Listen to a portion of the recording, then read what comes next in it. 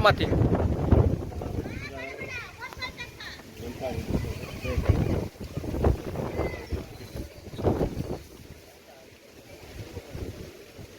हुवाळे, आपल्या सर्वांना कल्पना आहे की संतश्रेष्ठ बागडेबाबांचे पट्टशिष्य माननीय तुकाराम बाबा हे गेल्या अनेक वर्ष सातत्यानं जसं धार्मिक कार्याबरोबर त्यांचं एक सामाजिक कार्यसुद्धा खूप मोठ्या प्रमाणात आहे. त्याचप्रमाणे आजसुद्धा त्यांनी एक अनोखा उपक्रम हाती घेतला आहे की ह्यामध्ये भक्ती आणि सामाजिक सेवा या दोन्ही गोष्टी समाविष्ट झालेल्या आहेत. त्यामध्ये त्यांनी वृक्षारोपण याबरोबर जत तालुक्याच्या पूर्व भागामध्ये जो सातत्यानं दुष्काळ पडतो आहे त्याची तीव्रता पाहून आज जून संपत आला तरीसुद्धा पाऊस पडत नाही, म्हणून धानम्मा देवींना साकडं घालून मेघगर्जना व्हाव्यात यासाठी त्यांनी आज दंडवत घातला आहे, साकडं घातलेलं आहे. त्यांच्या ह्या मागणीला आई धानम्मा देवी यश देवो आणि लवकरात लवकर पर्जन्यवष्टी हो हीच अपेक्षा. बद्दल बोला आणि तुम्हाला काय वाटतं बा पाऊस नाही काय नाही शेती वेळामध्ये बोला समोर बघा. नाव सांगा. रामकृष्ण हरी, मी सरिता लिंगायत पुण्यावरून आली.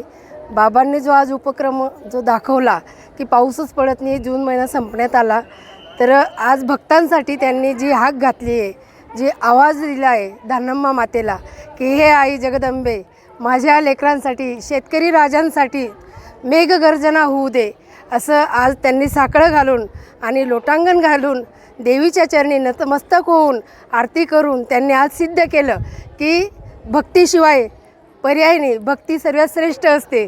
कितीही पैसा असला तरी भक्ती करणं खूप गरजेचं आहे. म्हणून सगळ्यांनी आज बाबांना म्हणजे साथ द्यावी आणि बाबांना आज भरून देवीने पण आशीर्वाद दिला. तर मी एकच म्हणणार आहे की देवीकडे आपण सगळ्यांनी साकडं घालायचं की आई जगदंबे ह्या दुष्काळमध्ये तुझी साथ आम्हाला सगळ्यांना राहू दे. मग सगळ्यांनी म्हणा बरं, रामकृष्ण हरी, धानम्मा देवी की. आज गुड्डापूर या ठिकाणी श्री धानम्मा देवीच्या चरणी एवढा मोठा मे संपला, जून महिना संपत आलेला आहे. आता देखील मेघराजाची कृपादृष्टी या बळीराजावरती झालेली नाही, म्हणून धानम्मा देवीच्या चरणी आज आम्ही दंडवत नसून लोटांगण घातलं आणि देवाला प्रार्थना केली की ह्या महाराष्ट्रामधील जत तालुका असेल, पूर्ण महाराष्ट्रातील सगळेच जनता आज पावसाविना व्याकुळ झालेली आहे. पाण्यावर जसं चातक पक्षी व्याकुळ होतो त्याच पद्धतीची शेतकऱ्याची परिस्थिती झालेली आहे. म्हणून आज आम्ही देवीच्या चरणी लोटांगण घालून प्रार्थना केलेली आहे की मेघराजा पाऊस आला पाहिजे, पाऊस समाधानकारक झाला पाहिजे.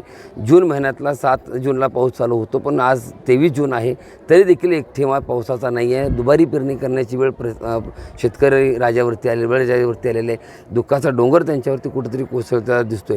म्हणून आम्ही देवीच्या चरणी साकडं घालण्यासाठी एक वेगळ्या पद्धतीनं प्रार्थना करण्यासाठी आज लोटांगण ह्या ठिकाणी घेतलं. आणि ह्या ठिकाणी गुड्डापूर ह्या ठिकाणी मी पाणी परिषद देखील घेतली होती. म्हैसाळचं पाणी देखील पूर्व भागामध्ये आलं होतं, ते देखील पाणी आम्हाला मिळावं हे देखील ह्या माध्यमातून देवीच्या चरणी प्रार्थना केलेली आहे. आणि त्या एवढंच नाही तर महाराष्ट्रामध्ये जो शेतकरी वर्ग आहे, प्रत्येक वर्षी एखादा पीक चांगलं आलं की दुसऱ्यांदा काहीतरी प्रसंग त्यावरती वेढा होतोच. तर ते येणाऱ्या काळामध्ये असं काहीच होऊ नये आणि सुखी समाधानी जनता ही शेतकरी वर्ग राहावा आणि ह्यांच्यावरती कृपादृष्टी देवीची व्हावी म्हणून आम्ही एक वेगळ्या पद्धतीचं पलटी लोटांगणा दंडवत या ठिकाणी देवीला घेतलेलं आहे. आणि आमची 100% गुड्डापूर धानम्मा देवीवरती श्रद्धा आहे आणि अंधश्रद्धा नाही, पण श्रद्धेवरती वाटचाल करणारी ही महाराष्ट्रातील जनता राष्ट्रीय संत गाडगेबाबांनी वैराग्य संपन्न बागडेबाबांचा विचार सातत्यपूर्वक डोळ्यासमोर ठेवून वेगवेगळ्या माध्यमातून आम्ही आत्तापर्यंत पाण्यासाठी लढतच आलो. पण आज पावसापुढं काय करायचं म्हणून पुन्हा एकदा देवाला साकडं घालण्यासाठी आज गुड्डापूर या ठिकाणी निस्ता एवढंच नाही तर ज्याच्यामुळे पाऊस पडत नाही ते निसर्ग म्हणजे मेन झाडं तोडणं म्हणजे वृक्ष तोडणी एवढ्या मोठ्या प्रमाणात चालू आहे, तेही कुठेतरी थांबली पाहिजे. म्हणून आम्ही वृक्ष लावण्याचा देखील संकल्प करतो आहे. आजपासून 1001 झाडांचा आम्ही संकल्प केले, झाडं आम्ही आणलेले, आता झाडं लावून देवीला साकडं घालतो आहे. म्हणजे पर्यावरण पण वाचलं पाहिजे, त्यासाठी पूर्ण महाराष्ट्रामध्ये नव्हे तर सगळ्यांनी तो संकल्पना ती राबवली पाहिजे. आणि झाडं जगली तर पाऊस पडेल, ह्याचे कारणीभूत आपण स्वतःच आहोत.